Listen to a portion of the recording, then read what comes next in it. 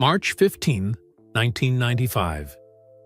The greatest basketball player in the world sat alone in a small Chicago tavern, hiding behind a fake mustache and thick glasses. His comeback was failing. The fans had turned against him. He was ready to quit forever. Then an 8-year-old boy with a deadly secret walked over and changed everything.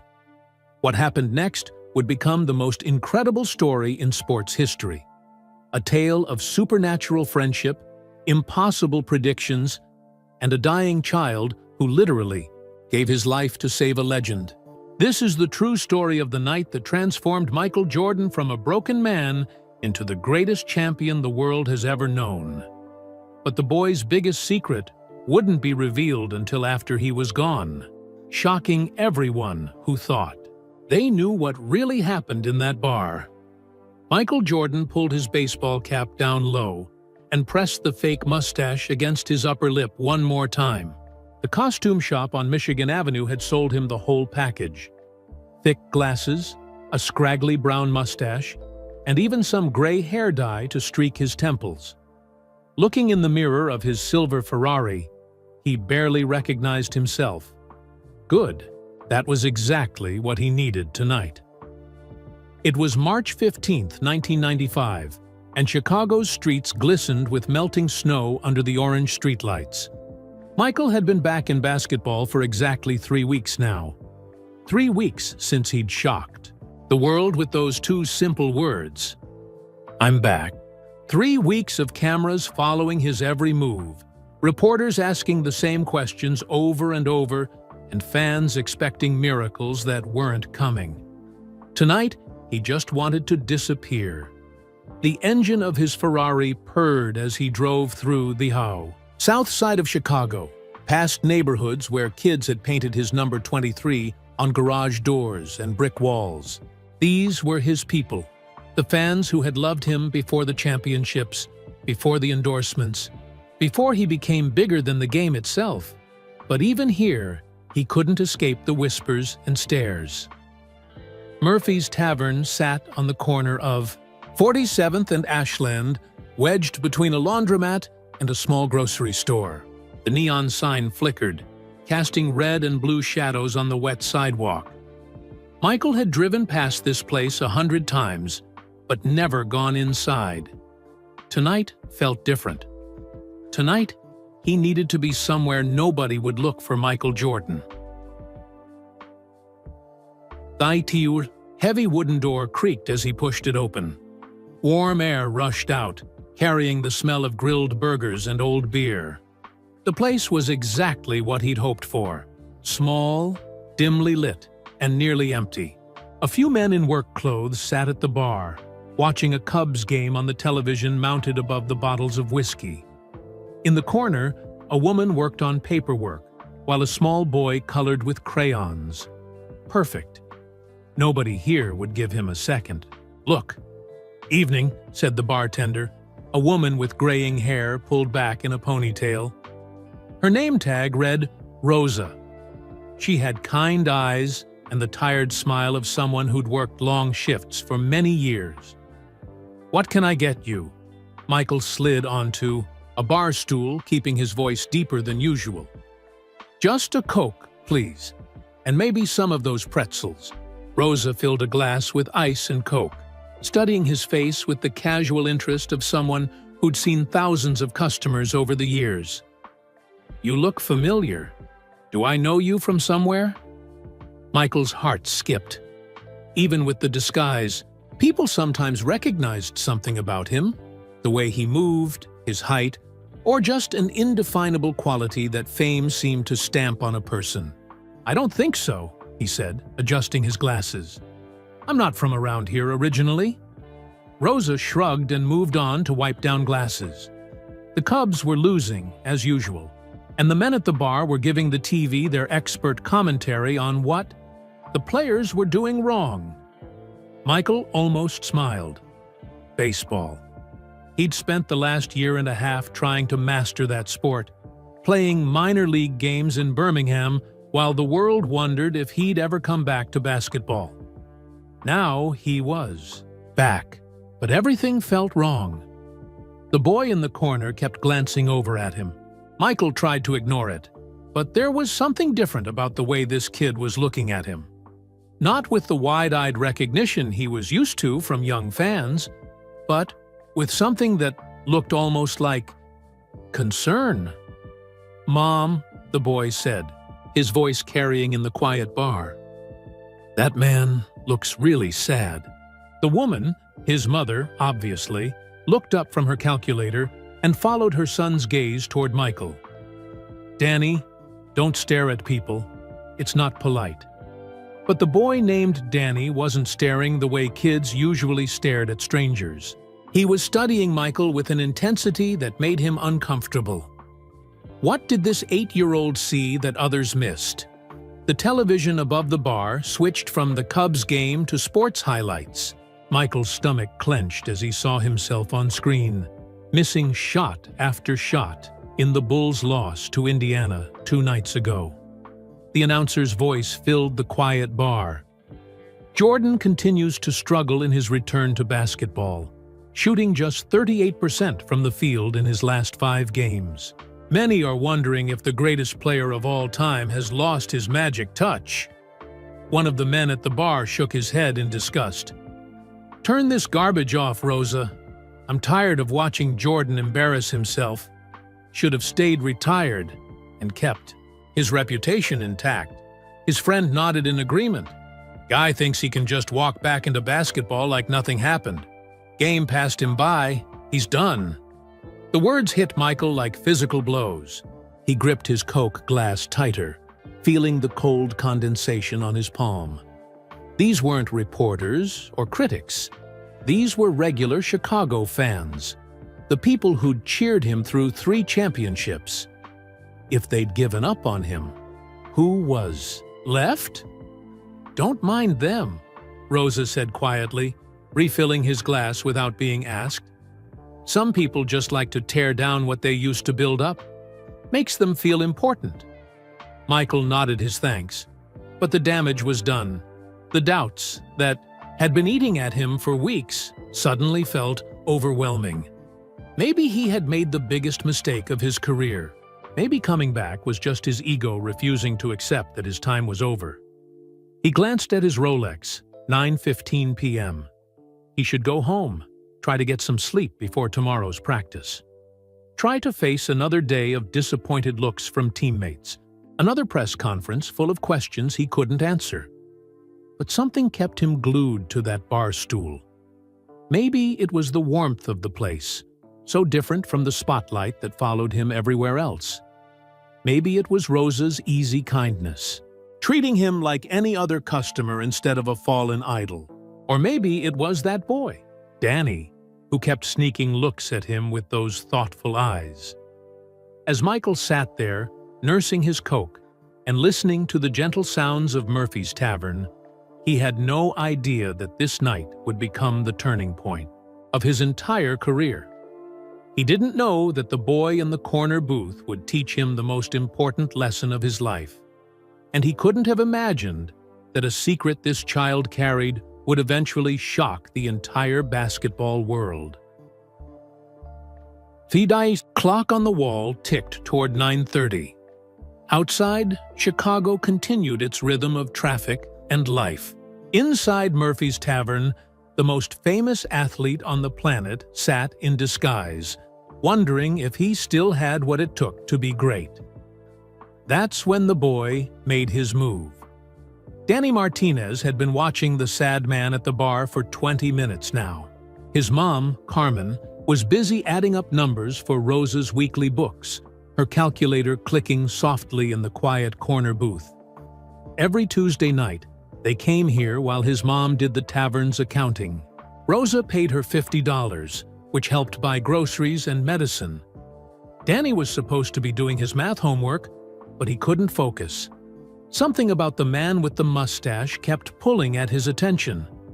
The way he held his shoulders, the way his hands curved around the glass. Even the way he breathed seemed familiar. "Mom," Danny whispered, tugging on Carmen's worn sleeve. "I know who that is." Carmen Martinez looked up from her calculator, her dark eyes tired from working 2 jobs every day. At 32, she looked older, worn down by single motherhood and medical bills that never seemed to end. "Who, baby?" "The man with the fake mustache. It's Michael Jordan." Carmen glanced toward the bar and shook her head. "Danny? That's not Michael Jordan. That man doesn't look anything like him." But Danny was absolutely certain. He had studied Michael Jordan's face more than any 8-year-old should study anything. Every Bulls poster covered his bedroom walls. He had watched every game on their small television, even the ones that came on past his bedtime. He knew Michael's hands, the way he sat when he was thinking, even how he tilted his head when he was sad. "It's him, Mom. I promise it is." Carmen went back to her numbers. "Sometimes we see what we want to see, honey. Now, finish your homework." Danny picked up his red crayon and started drawing on a napkin. He drew a basketball player flying through the air, his arms stretched toward an invisible hoop. The player wore number 23. Under the picture, he wrote in his careful 3rd-grade handwriting, "You are still the greatest." When he finished, Danny looked at his mom again. She was deep in concentration, her pencil moving across columns of numbers. Rosa was cleaning glasses behind the bar, humming an old song under her breath. The sad man, Michael Jordan, sat alone, staring at the Cubs game like he wasn't really watching it. Danny had never talked to a stranger before. His mom had very strict rules about that. But this felt different. This felt like something he was supposed to do. He slipped out of the booth quietly and walked slowly toward the bar. His heart pounded like a basketball hitting the gym floor during practice. The man was even taller up close, his broad shoulders hunched over the bar. "Excuse me, mister," Danny said softly. Michael turned around. Behind the thick glasses, his eyes looked surprised and sad at the same time. Up close, Danny could see the fake mustache wasn't glued on very well. "Yeah, kid." Danny held out his drawing with both hands. "I made this for you." Michael took the napkin and studied it carefully. The drawing was simple, but somehow perfect. A player soaring through the air, reaching for something beyond the edges of the paper. "This is really good," Michael said, his voice getting softer. "But why are you giving it to me?" Danny stepped closer, lowering his voice to almost a whisper. "Because you look sad, and because you're still the greatest, even if you don't feel like it right now." Michael's breath caught in his throat. This boy knew.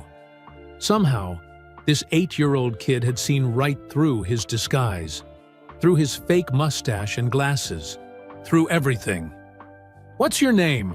Michael asked, pulling off the thick glasses. "Danny Martinez. I live 3 blocks away on Ashland Street with my mom. She works here on Tuesday nights doing Rosa's books." Danny pointed toward Carmen, who was still focused on her calculator. "Danny, can you keep a secret?" The boy nodded very seriously, like he understood the importance of secrets. "Good, because I need to tell you something." Michael looked around to make sure no one was listening. The men at the end of the bar were arguing about the Cubs pitching. Rosa was in the back room getting more glasses.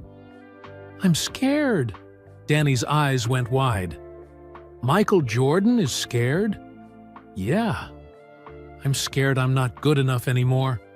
I'm scared I let everyone down when I came back. I'm scared that maybe I should have stayed away from basketball forever."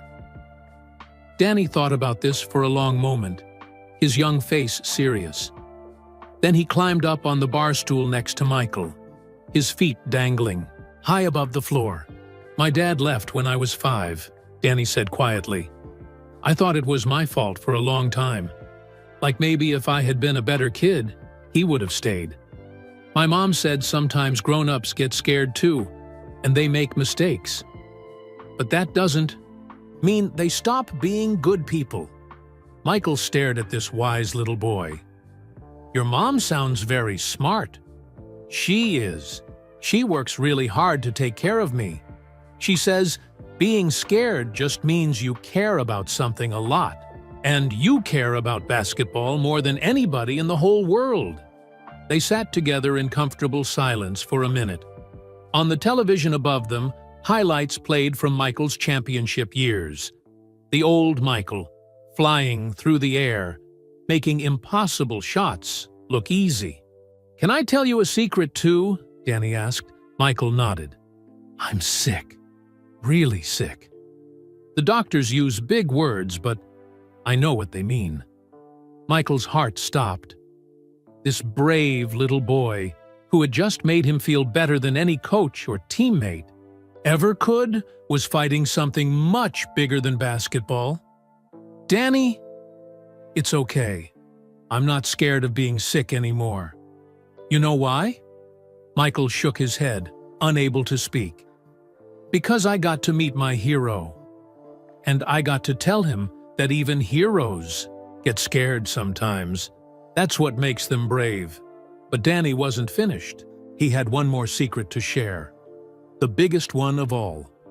The boy's name was Danny Martinez. He was 8 years old and loved basketball more than anything in the world. His mom, Carmen, worked 2 jobs to pay rent on their small apartment 3 blocks from Murphy's Tavern. Every Tuesday night, Carmen brought Danny to the bar while she did bookkeeping for Rosa. The tavern was quiet, and Danny could do his homework at the corner table. Rosa always gave him free chips and let him draw on napkins. But tonight was different. Danny couldn't focus on his math problems. The sad man at the bar kept pulling at his attention. "Mom," Danny whispered, tugging on Carmen's sleeve. "I know. Who that is?" Carmen looked up from her calculator. "Who, honey?" "The man with the mustache." "It's Michael Jordan." Carmen glanced toward the bar and shook her head. "Danny, that's not Michael Jordan. That man looks nothing like him." But Danny was sure. He had every Bulls poster on his bedroom wall. He watched every game on their old TV. He knew Michael Jordan's hands, the way he sat, even how he held his head when he was thinking. "It's him, Mom. I promise." Carmen went back to her work. "Sometimes we see what we want to see, baby." Danny picked up his red crayon and started drawing. He drew a basketball player flying through the air. The player wore number 23. Under the picture, he wrote in his best handwriting, "You are still the greatest." When he finished, Danny looked at his mom. She was busy adding numbers. Rosa was cleaning glasses behind the bar. The sad man, Michael Jordan, sat alone, staring at the TV. Danny had never talked to a stranger before. His mom always told him not to. But this felt different. This felt important. He slipped out of the booth and walked slowly toward the bar. His heart pounded like a basketball hitting the gym floor. "Excuse me, mister," Danny said quietly. Michael turned around. Up close, Danny could see his eyes behind the fake glasses. They were tired but kind. "Yeah, kid." Danny held out his drawing. His hands shook a little. "I made this for you." Michael looked at the napkin. The drawing was simple, but perfect. A player soaring through the air, reaching for something beyond the picture's edge. "This is really good," Michael said, his voice softer now. "But why are you giving it to me?" Danny stepped closer.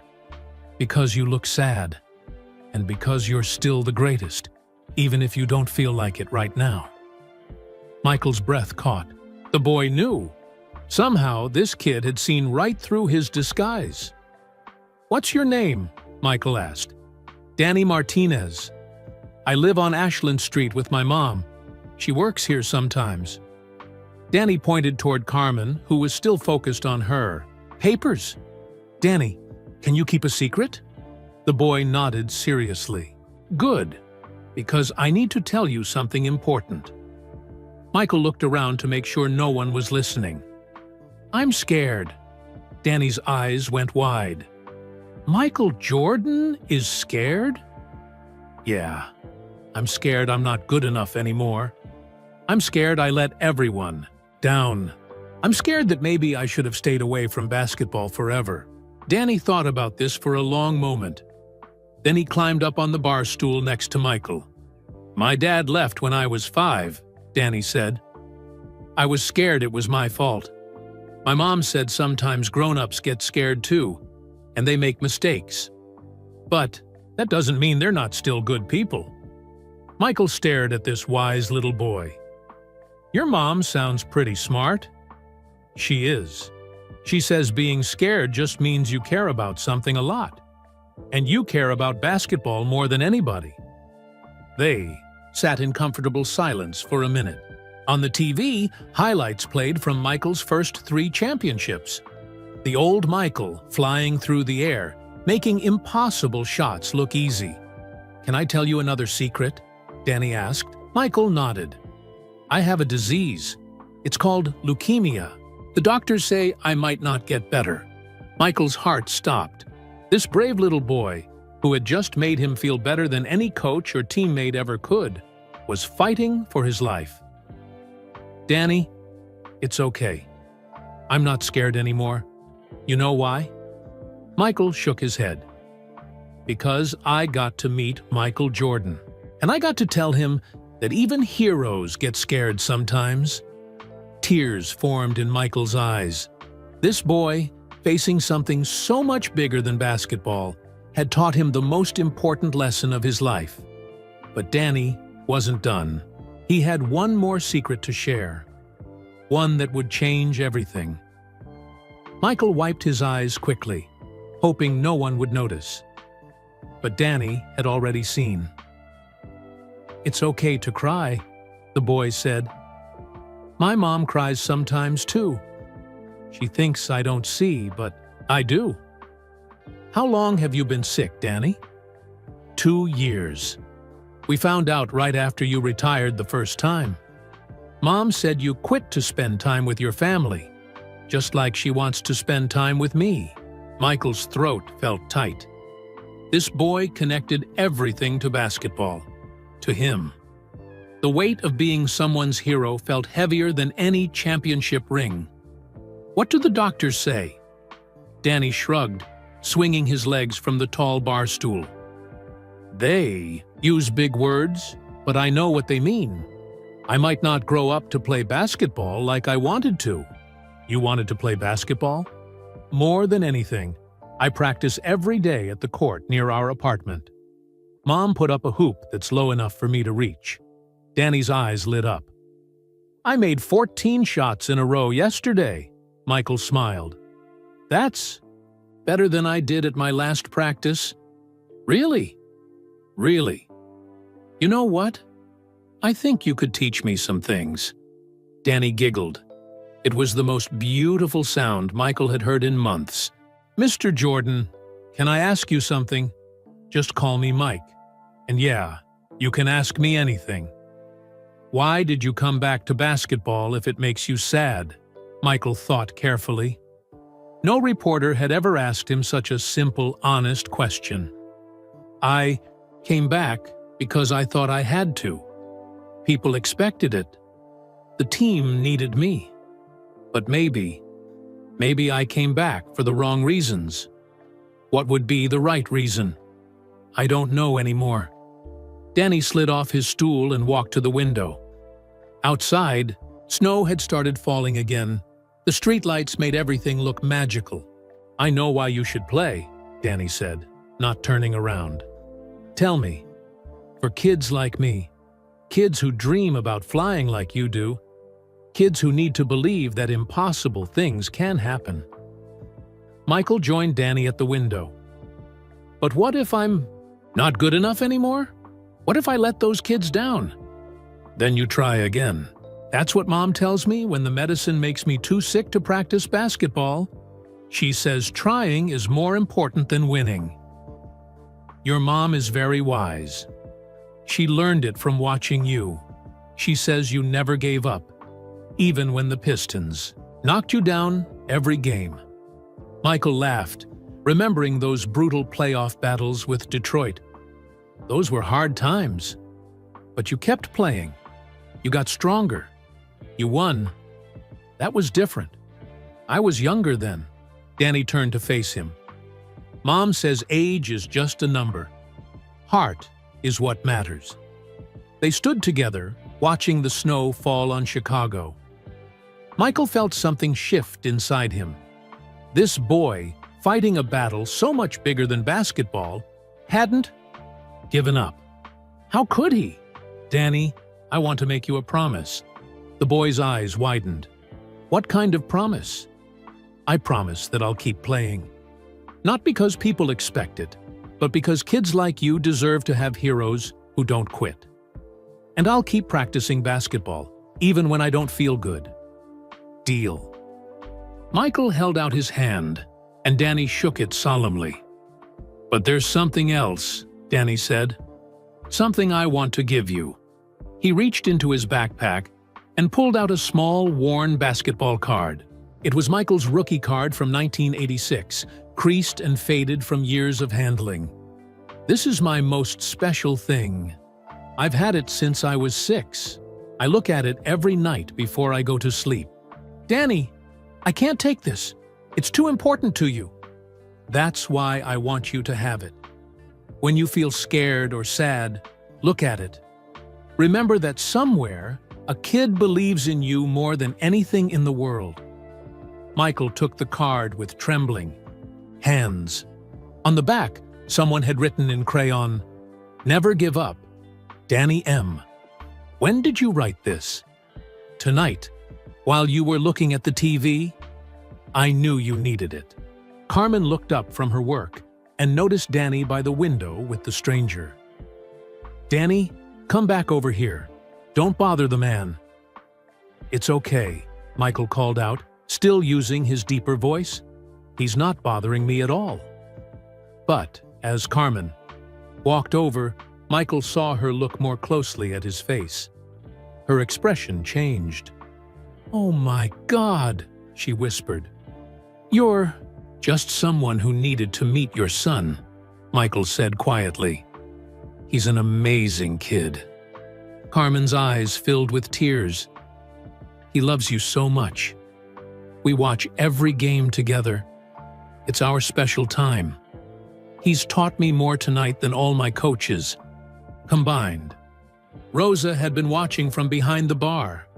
She walked over with a knowing smile. I figured it out about an hour ago, she said.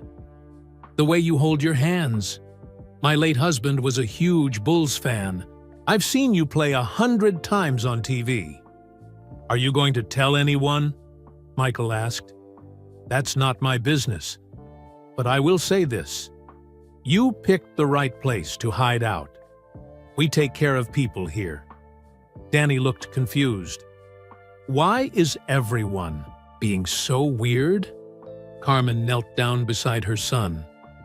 Because sometimes, when we least expect it, we meet people who change our lives. Michael knew he had to leave soon. But first, he had one more thing to do. Danny, would you like to come to a Bulls game? You and your mom? Really? Really? I'll arrange everything. Good seats, too. Will you wave at me? Michael grinned. I'll do better than that. Every time I make a shot, I'll point to you in the stands. Deal? Deal. As Michael prepared to leave Murphy's Tavern, he had no idea that this promise would lead to one of the most famous moments in basketball history. He didn't know that 3 months later, the whole world would learn about Danny Martinez and the night that changed Michael Jordan forever. The next morning, Michael woke up feeling different. Danny's rookie card sat on his nightstand, right next to his 3 championship rings. The old cardboard looked worn and faded compared to the gleaming gold, but somehow it felt more valuable than all his trophies combined. At practice that day, his teammates noticed the change immediately.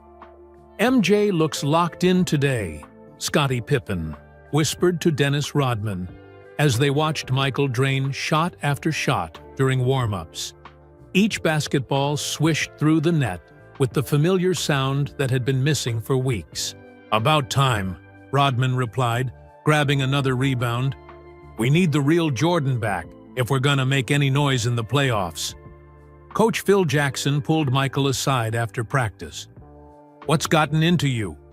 You look like the old Michael, out there." "Just remembered why I love this game, Phil," Michael said, not offering any more details.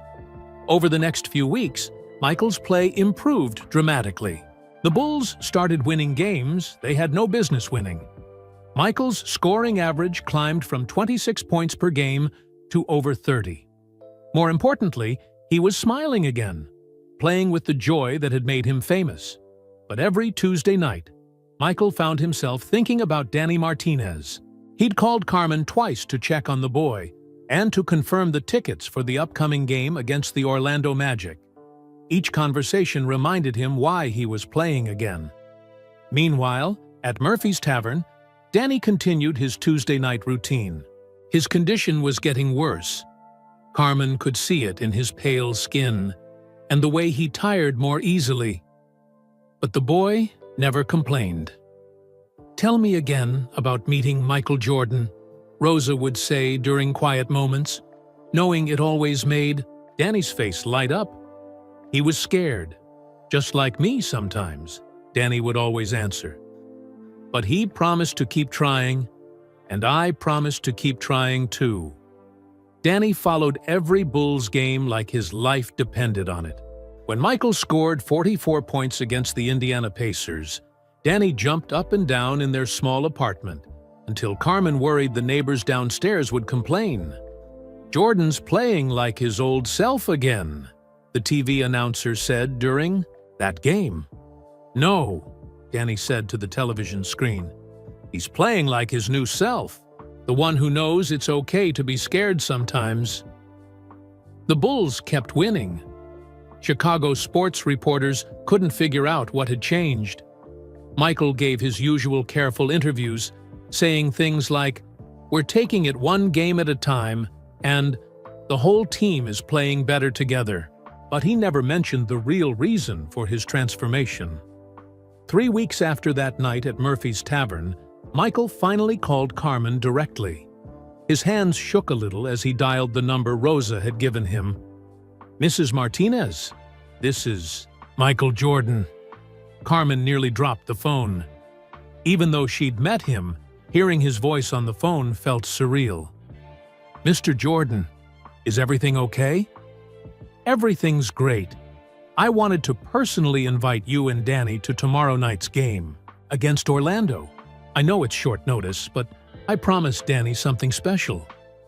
He would be over the moon. He talks about you every single day." Michael's voice got quieter. "How is he feeling?" Carmen paused. "Not great, if I'm being honest. The treatments are getting harder on his little body. But he never misses watching your games. They give him strength." Michael felt his throat tighten. "Tell him I'm keeping my promise. He knows. It's what keeps him going when the medicine makes him sick." The next evening, Carmen and Danny arrived at the United Center wearing their best clothes. Danny had on his only Bulls jersey, a hand-me-down from a neighbor that was too big for his small frame. He clutched a new drawing he'd made, Michael Jordan dunking over a rainbow with the words, "Thank you for not giving up," written in crayon. Their seats were incredible, just 3 rows behind the Bulls bench, where Danny could see everything. He could hear the players talking, see the sweat on their faces, feel the electricity of 20,000 people cheering. "Mom, look how tall they all are," Danny whispered, his eyes wide with wonder. During player introductions, Michael scanned the crowd until he found Danny's section. When their eyes met, Michael gave a small wave. Danny nearly fainted with excitement. "He waved at me! Did you see that? He waved right at me!" The game was tighter than expected. Orlando had a good team with young players who weren't intimidated by the Bulls' reputation. By halftime, the Magic led 52-48, and the United Center crowd was getting restless. In the locker room, Michael sat quietly while Phil Jackson drew up plays on the whiteboard. But his mind was on Danny Martinez, sitting in those seats, believing in him no matter what the scoreboard said. "You good, MJ?" Scotty asked, noticing Michael's distant expression. "Yeah, just thinking about someone who's counting on us tonight." In the third quarter, Michael caught fire. He scored 18 points in 10 minutes, including 3 straight three-pointers that had the crowd on their feet. After each shot, he pointed toward Danny's section of the crowd, just like he'd promised. "Why does Jordan keep pointing over there?" wondered the television announcer. Danny knew exactly why, and every time Michael pointed, the boy stood up on his seat and pointed back, his face glowing with pure joy. With 3 minutes left in the game, the Bulls were down by 5 points. The Orlando crowd was loud, and some Chicago fans were heading for the exits. But Danny never stopped believing. Michael brought the ball up court slowly, his eyes scanning the defense. 20,000 people were on their feet, chanting his name, but somehow he could pick out Danny's small voice in the crowd. "You can do it, Mike!" Michael drove hard to the basket, scored, and got fouled. As he walked to the free throw line, he pointed at Danny again. This time, the television cameras followed his gesture, showing Danny on the big screen above center court. The crowd cheered louder, thinking it was just another young fan getting his moment. They had no idea they were looking at the boy who had saved Michael Jordan's career. Michael made the free throw. Bulls down by 2. With 40 seconds left, Michael stole the ball and hit another three-pointer. Bulls up by 1. Orlando missed their final shot. Bulls win, 98-97. After the final buzzer, Michael fell to his knees at center court, overwhelmed by emotion. The cameras caught every tear, but no one understood why this regular season victory meant so much to him. In the celebration that followed, Michael asked security to bring Carmen and Danny to the locker room. When they arrived, the team was still celebrating, but Michael immediately walked over to them. "Did you see me point at you every time?" he asked Danny. "Every single time. It was the most amazing thing ever." Michael knelt down and handed Danny the basketball from the game, signed with a special message. To Danny, "Thanks for showing me what courage really looks like. Your friend, Michael Jordan." Danny hugged the ball like it was made of gold. "I'll treasure this forever and ever." But Michael wasn't done. He had one more surprise that would change everything. "Danny," Michael said, pulling the boy aside while Carmen talked with some of the other players, "I want to ask you something really important." Danny looked up at his hero with tired but bright eyes. The excitement of the game had worn him out, but he was trying hard not to show it. "What is it, Mike? How would you like to be an honorary member of the Chicago Bulls? That means you'd get a special jersey with your name on it, and you could come to any game you want." Danny's mouth fell open. "Are you serious?"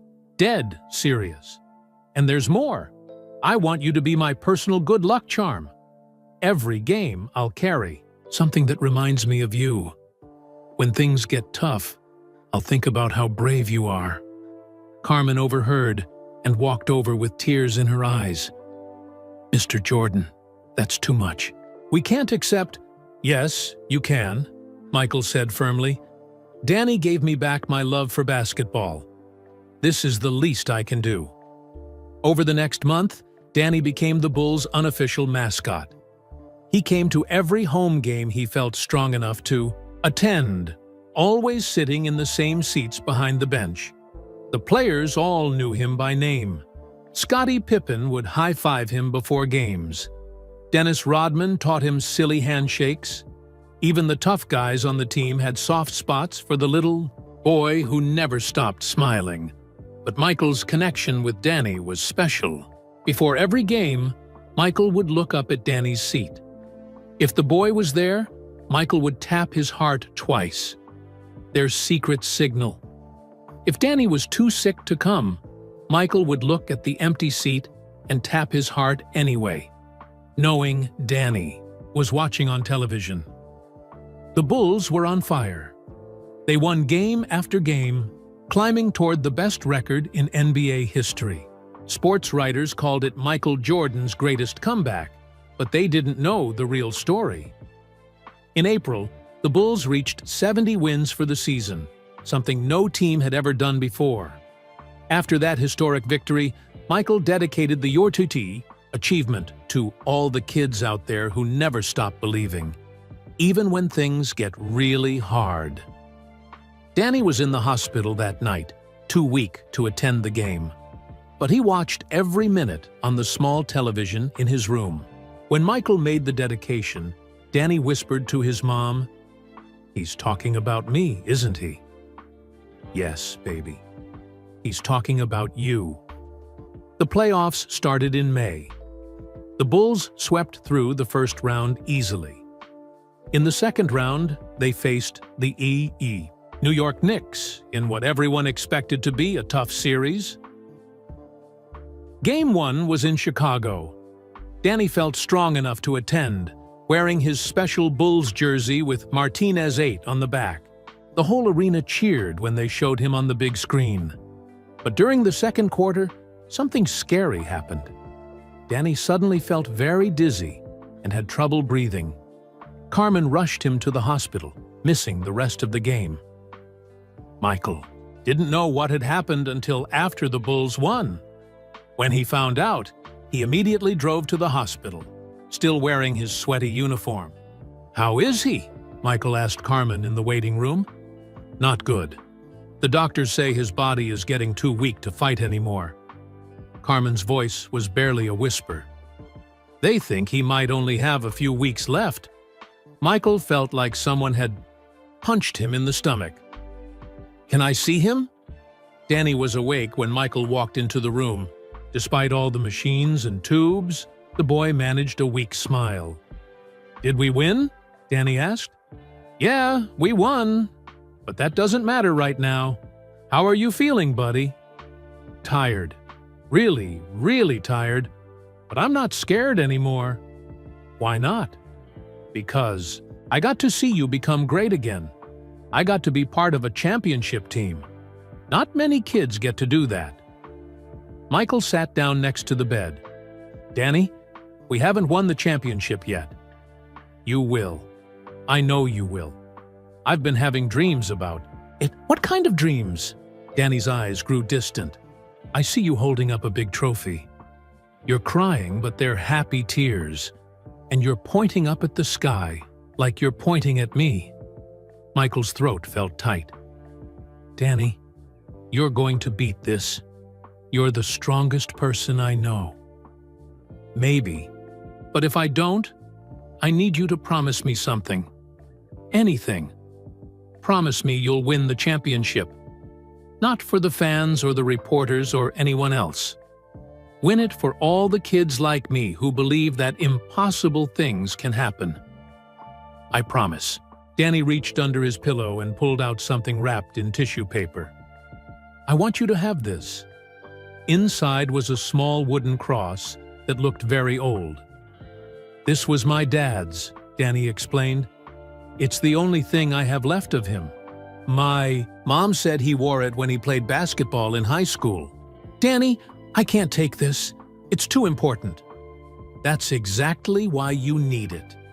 Every time you feel like giving up, remember that someone believed in you enough to give you their most precious thing." Michael took the cross with shaking hands. It was warm from being against Danny's chest.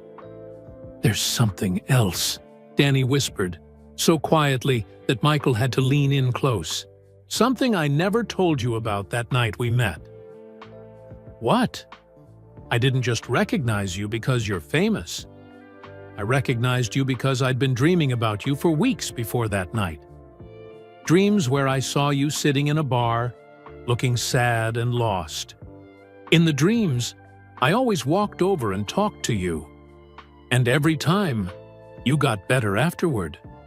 Michael stared at this remarkable boy. You dreamed about meeting me? Yeah. And the dreams always ended the same way, with you becoming the greatest basketball player who ever lived. Not just because you could score points, but because you showed people that it's okay to be scared sometimes, and that real heroes never give up. Over the next 2 weeks, Danny's condition got worse. He was too weak to come to any more games, but he watched every single one from his hospital bed. The Bulls kept winning, advancing to the NBA Finals against the Seattle Supersonics. Before Game 1 of the Finals, Michael visited Danny one last time.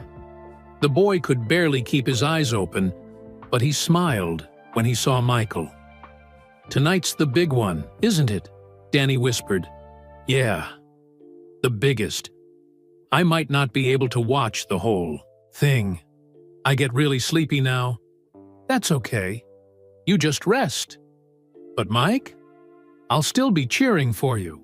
Somewhere, somehow, I'll be cheering. That night, Michael played the game of his life. He wore Danny's father's cross under his jersey and tapped his heart twice before every free throw. The Bulls won Game 1, and the championship was within reach, but the biggest surprise was still coming. 6 months after Danny's funeral, Michael Jordan was having the greatest season of his entire career. The Bulls were defending champions and looked unstoppable. Michael was averaging 30 points per game and playing with a joy that reminded everyone why they fell in love with basketball in the first place. But something was eating at him. Danny's death had left a hole in his heart that even championship rings couldn't fill. He'd kept his promise to play for kids like Danny, but he wondered if he was doing enough to honor his young friend's memory. Every game, Michael still wore Danny's father's cross under his jersey. Every free throw, he still tapped his heart twice. And every victory, he pointed to the sky, knowing somehow that Danny was watching. That's when Carmen Martinez called with news that would change everything Michael thought he knew about their friendship. Michael, I need to see you, Carmen said, over the phone. Her voice sounded different. Nervous, but also excited. There's something about Danny that I never told you. Something I never told anyone. They agreed to meet at Murphy's Tavern on a Tuesday night, exactly 2 years after Michael and Danny first met. Rosa had kept the corner booth empty, somehow knowing this moment would come. Carmen looked older, worn down by grief, but still carrying herself with the quiet strength that had impressed Michael so much. She carried a thick manila envelope that seemed to contain her whole world. Before I tell you this, Carmen said, setting the envelope on the table, I need you to understand something. Danny made me promise to wait until after he was gone. He said the secret was too big to share while he was still alive. Michael leaned forward, his heart racing. What secret, Carmen? Carmen opened the envelope carefully and spread papers across. The table, medical records, test results, and handwritten notes from doctors. The papers looked official and important. Michael, Danny wasn't just any 8-year-old boy who loved basketball. He was special in ways that doctors couldn't explain and didn't really understand. She pointed to brain scans with unusual patterns, psychological tests that described Danny as extraordinarily intuitive, and notes from specialists who were baffled by his abilities. When Danny was 6, right after his father left us, strange things started happening. He would know things before they happened. Little things at first, like when it was going to rain, or when I was going to get a phone call from work. Michael studied the medical documents. They showed brain activity unlike anything he'd ever seen, with areas lighting up that doctors said shouldn't be active in a normal child. The doctors thought it might be connected to his leukemia, Carmen continued. Sometimes serious illnesses can change how the brain works. But Danny's abilities were different. They were specific to people. Specific how? He could see things about people that they couldn't see about themselves. Their fears, their hopes, what they needed to hear to become better. That night at the bar, he didn't just recognize you through your disguise. He saw your pain. He saw exactly what you needed to heal.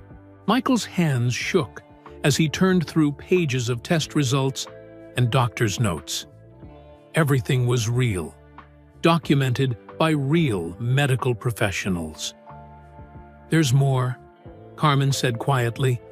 She pulled out a small notebook, Danny's private journal, that she had found hidden under his mattress after his death.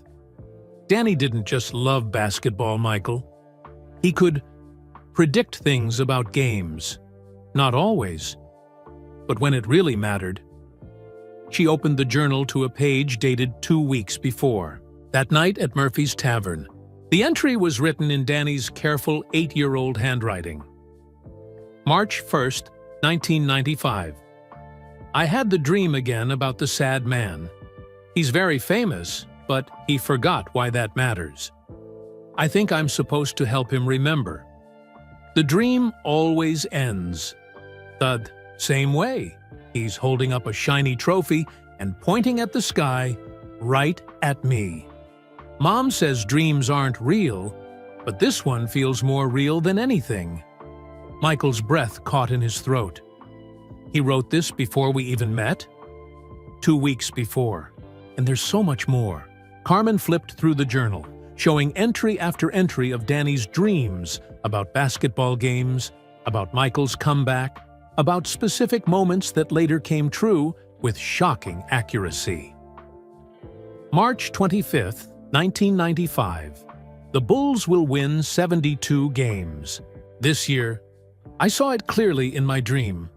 Michael will score exactly 44 points against the team with blue uniforms, the Pacers. He'll point at me in the crowd during that game. May 10th, 1995, Game 7 against New York. Michael will hit the winning shot with exactly 1.8 seconds left on the clock. I can see the clock in my dream, 1.8 seconds exactly. June 14th, 1996, Championship Night. Michael will fall down crying after they win, but not because he's sad, because he'll know I'm watching from somewhere special. He'll point to the sky for the first time. Michael flipped through page after page of impossible predictions, all written in a child's innocent handwriting, all coming true exactly as described. His hands were shaking so hard he could barely hold. The notebook. Carmen, this is incredible. Danny could really see the future? Not exactly the future, Carmen said. Danny explained it to me once. He said he could see what was supposed to happen when people followed their hearts instead of their fears. He said you were supposed to be great again, but you had forgotten how to believe in yourself. Michael reached the final entry in the journal, dated just 2 days before Danny's death. June 18th, 1996. I'm getting very tired now, but I had the most important dream of all. Michael will have many more championships, but not for a while. He'll stop playing again, but not because he's scared this time, because he'll know it's the right time. But first, he needs to know the truth about our friendship.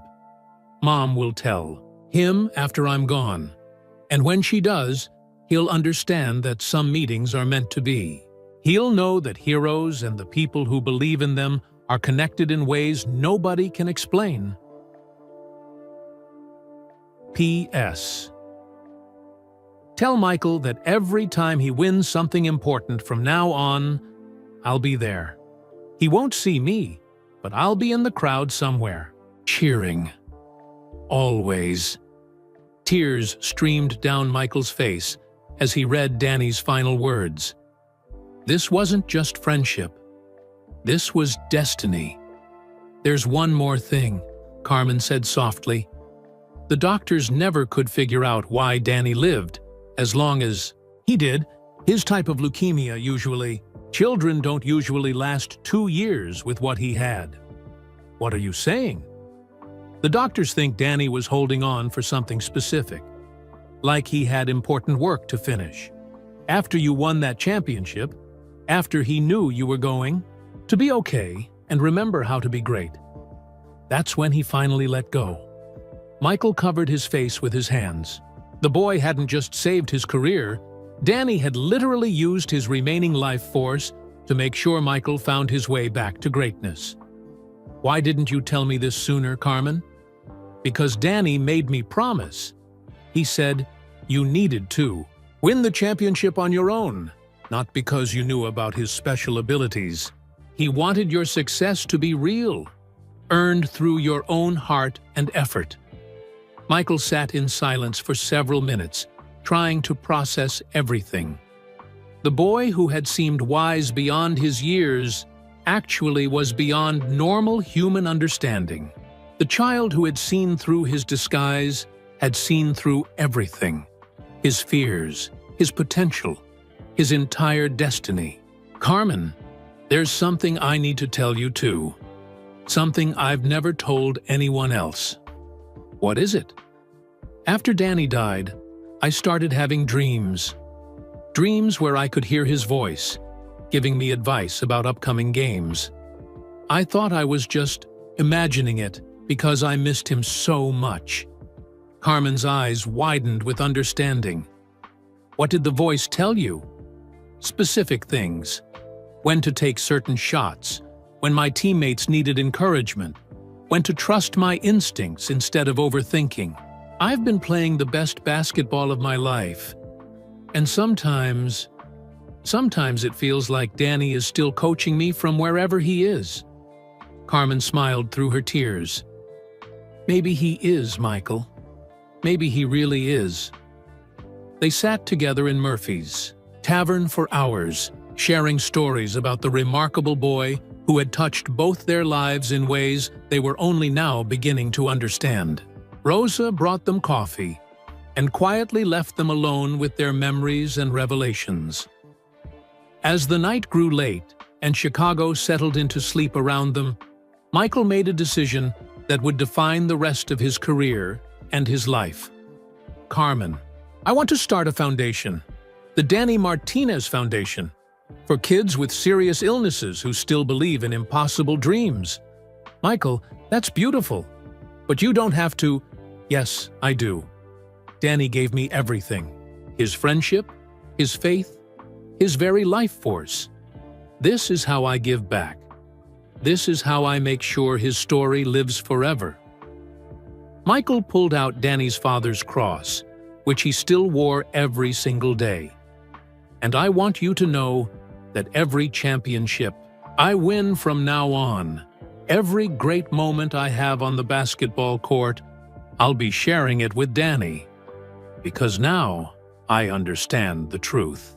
"What truth?" "That some people come into our lives not by accident, but because they're supposed to be there. Danny wasn't just a fan who happened to meet his hero. He was an angel sent to save me when I needed saving most." As Michael left Murphy's tavern that night, he finally understood the full scope of what had happened 2 years earlier. A dying boy with supernatural gifts had sacrificed everything to restore greatness to the world's most famous athlete.